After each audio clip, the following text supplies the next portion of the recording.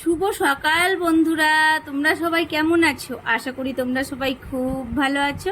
আমিও আছি বেশ। আর এখন ঘড়ির কাঁটায় বাজে 8টা। আর আমি ঘুম থেকে উঠলাম কেবলই, তারপরে পরেই বিছানাটা গুছিয়ে নিচ্ছি। চা কিন্তু খাইনি। চা যতক্ষণ না খাচ্ছি না ততক্ষণ ঝিমাতেই থাকবো, ঘুম ভাঙবেই না। আর কালকে রাত্রে মনে হয় একটু দেরি করেই ঘুমিয়েছিলাম, মনে হয় না, সত্যি করে ঘুমিয়ে আসছিল না, অনেকটাই দেরি হয়ে গেছিলো ঘুমাতে কালকে রাত্রে। যাই হোক, গরমে কি আর করব বলো, বেঁচে আছি এই গরমের মধ্যে, এটাই অনেক। আমার কাছে এরকমই মনে হচ্ছে। কেন বলো তো, প্রতি বছর বছর কিন্তু গরম বাড়ছে, বৃষ্টি তো নাই, আর গরমের সংখ্যা বেড়েই যাচ্ছে। আমাদের এলাকাতে প্রচণ্ড গরম পড়েছে রাত্রে, তাই জন্য ঠিকঠাক ঘুম হয় না। ভোরের দিকে একটু ভালো ঘুম আসছে, কেননা ঠান্ডা ঠান্ডা হচ্ছে তখন। আর দেখো, আমি বিছানা টিছানা গুছিয়ে নিলাম, তারপরে রান্নাঘরে আসলাম। আর আজকে জানো তো, আমার প্রতি আমার কোনো অভিযোগ নেই। কেন বলো তো, আজকে আমি তাড়াতাড়ি করে কিন্তু সব কাজ সেরে নিয়ে স্নানটাও করে নিয়েছি, তারপরে রান্না বান্না শুরু করে দিয়েছি। আর আজকে আমাদের এক জায়গা ঘুরতে যাওয়ার আছে। চলো, তোমরা ভিডিওটা দেখলে সবটাই বুঝতে পারবে। তো এখন ঝটপট করে আমি রান্নাটা তুলে নিচ্ছি। যত তাড়াতাড়ি রান্না করব না, তত তাড়াতাড়ি ভালো। আর রান্নাটা তোমাদের সঙ্গে সবটা শেয়ার করতে পারিনি, কিন্তু যতটা পেরেছি করেছি। আজকে করেছিলাম আমি, দেখলেই তো তোমরা, বাটা পোনা মাছ নিয়ে এসেছিলো, ওটা করেছি কালো জিরে আর আলু দিয়ে, পাতলা করে টমেটো দিয়েছিলাম একটা দিয়ে। আর করেছিলাম আলু সোয়াবিনের তরকারি। ব্যাস, দুপুরের এই মেনুই হয়েছিল আজকে। তারপরে দেখতে পাচ্ছ আমি একটু রেডি সেডি হয়ে গেলাম। আর আজকে আমাদের ঘুরতে যাওয়ার কথা ছিল না, মানে আমাদের একটা কাজ ছিল। আমাদের কি, তোমাদের দাদা ভাই, তো সেখানে বলে আমাকেও নিয়ে যেতে হবে, কিসে সই টই লাগবে বলে।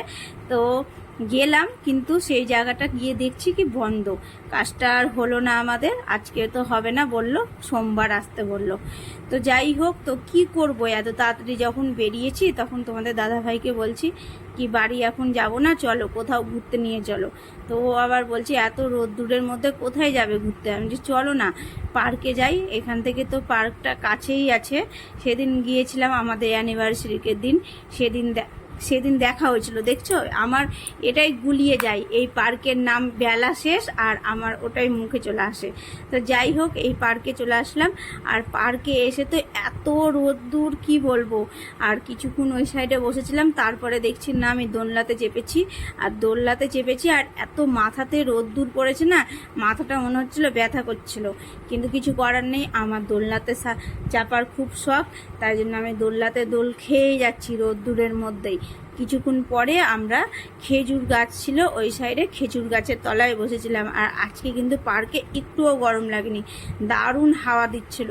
এর আগের দিন এসেছিলাম, এত গরম লাগছিল সেদিনকার, মানে যেমন গুম হয়ে থাকে ওই রকম হয়েছিল। কিন্তু আজকের পরিবেশটা একটু অন্যরকম, খুব ভালো লেগেছে পার্কে।